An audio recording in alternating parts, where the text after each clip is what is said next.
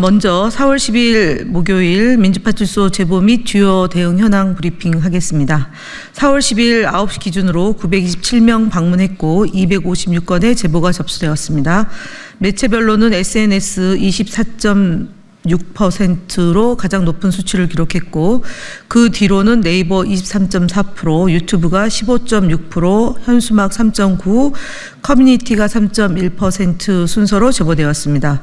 주요 제보 내용을 보면 이른바 윤 어게인 운동을 통해 부정선거 및 공산주의 음모론을 조직적으로 확산시키고 려는 시도가 있다는 제보가 접수됐습니다. 온라인 커뮤니티와 SNS를 중심으로 확산되고 있는 윤 어게인 운동은 윤통이 옳았다라는 문구를 반복적으로 삽입하자는 형태로 전개되고 있습니다. 특히 마약, 북한군, 중공군 예산안 등 이슈와 관련한 뉴스에 반드시 이 문구를 삽입하도록 적극 권장하고 있습니다.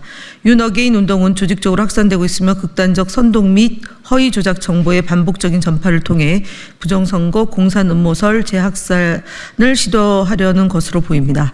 더 나아가 윤석열 전 대통령 측이 주장한 반국가 세력 간첩에 맞설 정당성을 확보하기 위한 전략으로도 풀이됩니다.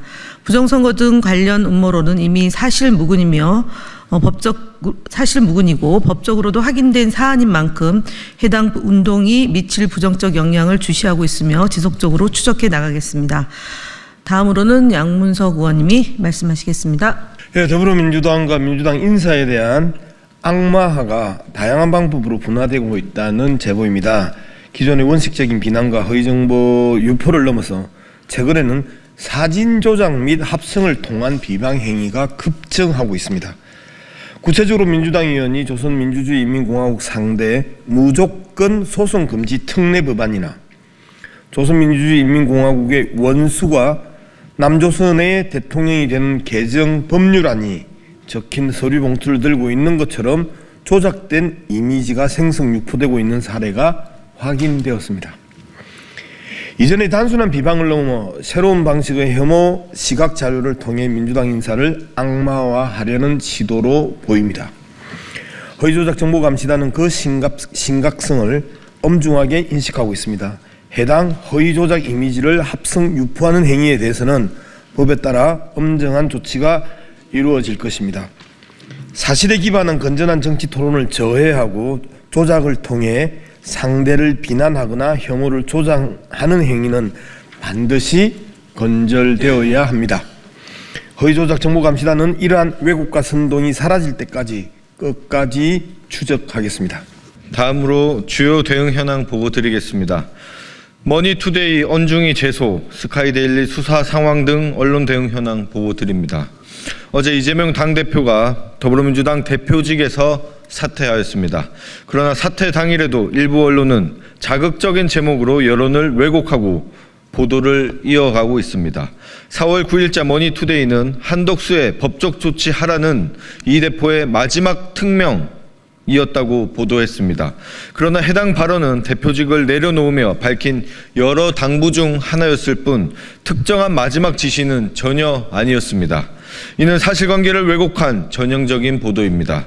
이에 국민소통위원회는 해당 보도를 언론중재위원회에 제소하였음을 밝힙니다. 한편 지난 1월 21일 스카이데일리는 선관위 중국인 99명 체포라는 얼토당토하는 허위 기사로 허위사실을 유포하며 부정선거로 단정하고 내란을 조장하는 내용을 보도하였습니다.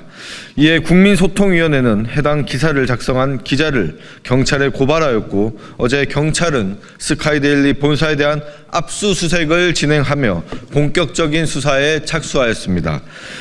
이는 그간 반복적으로 부정선거 관련 허위 사실과 내란 선동성 기사를 생산해온 스카이데일리에 대한 정당한 조치이며 국민소통위원회는 철저하고 엄정한 수사를 강력히 촉구합니다.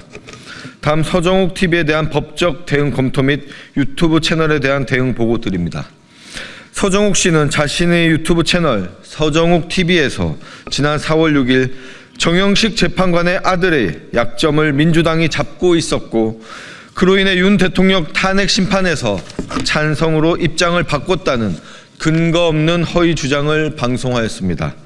이는 단순한 재판 불복을 넘어선 악의적이고 중대한 허위사실 유포입니다. 이에 유튜브 신고는 물론 법적 대응을 강력히 검토 중이며 아울러 서정욱 씨가 고정 출연 중인 TV 방송 프로그램에도 강력히 항의할 예정입니다. 또한 유사 채널 관련 유튜브 이용 약관은 다른 계정을 만들어 제재나 해지를 회피하는 행위를 명백한 위반으로 규정하고 있으며 정지된 계정 소유자가 동일한 콘텐츠로 새로운 계정을 개설하는 것 또한 금지하고 있습니다. 그러나 안정권 씨의 연서랑TV, 전광훈 씨의 전광훈TV, 황진무 씨의 선구자 방송을 포함하여 다스릴 윤 채널은 모두 해당 조항을 위반한 유사 채널로 확인되어 구글 측의 약관 위반으로 신고하였습니다. 마지막으로 스레드 등 SNS 대응 보고입니다. 스레드의 글로리 글래스 111 계정은 더불어민주당 정 당대표에 대한 악의적인 폄훼 게시물을 게시하였습니다. 이에 국민소통위원회는 메타 측과 협조하여 해당 게시물의 삭제를 완료하였습니다. 앞으로도 국민소통위원회는 메타, 틱톡 등 주요 플랫폼과 긴밀히 협력하여 SNS상에 유포되는 허위조작 게시물 및 선거 방해 행위에 대해 강력히 대응해 나가겠습니다. 네, 국민의힘 거짓말 시리즈 84번째입니다. 권영세 국민의힘 비상대책위원장이 자당의 사무처 당직자 조회에서 이번 사태의 원인 제공은 민주당, 윤석열 대통령 혼자 잘못한 것이겠는가라고 주장하였습니다. 그간 자당이 배출한 대통령이 저지른 불법 계엄과 내연한을 옹호하다가 파면 결정이 난 오늘에 이르러서는 윤석열과 민주당을 둘 다 비판하는 양비론을 사용하며 객관적인 척 거짓말을 하고 있습니다. 정부 여당의 한 축이었던 국민의힘 책임에 대해서는 나몰라라 한 채 내부 직원들을 모아놓은 자리에서도 헌정 질서를 마비의 사태에 대해 또다시 민주당 탓하기를 하고 있습니다. 대선 일정이 가까워질수록 국민의힘이 민주당 탓하기는 점점 심해지는 동시에 그 방법도 다양하고 정교해지고 있습니다. 책임 있는 정당이라면 이제 탓하기는 멈추고 미래에 대한 이야기를 하시기를 바랍니다.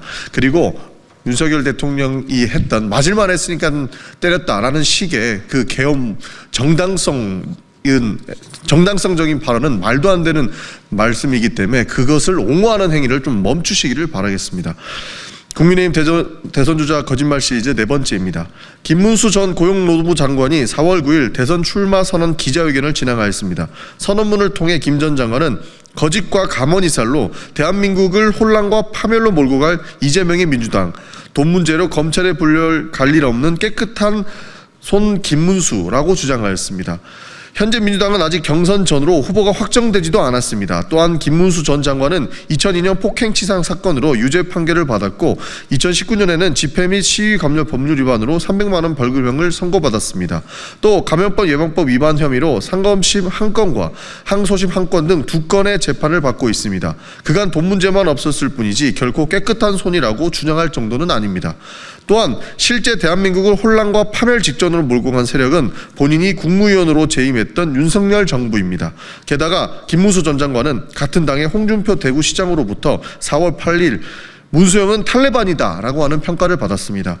김문수 전 장관이 얼마나 극단주의적이고 위험천만한 사람이라는 걸 수십 년간 같은 당에서 한솥밥을 먹은 홍 시장이 인증한 셈입니다. 내용을 종합해서 본다면 누가 실제 대한민국을 또다시 혼란과 파멸로 이끌어갈 사람일지 거짓과 가만히서를 하는 사람은 누구인지 명확하게 알 수 있을 것입니다. 이상입니다. 수고하셨습니다.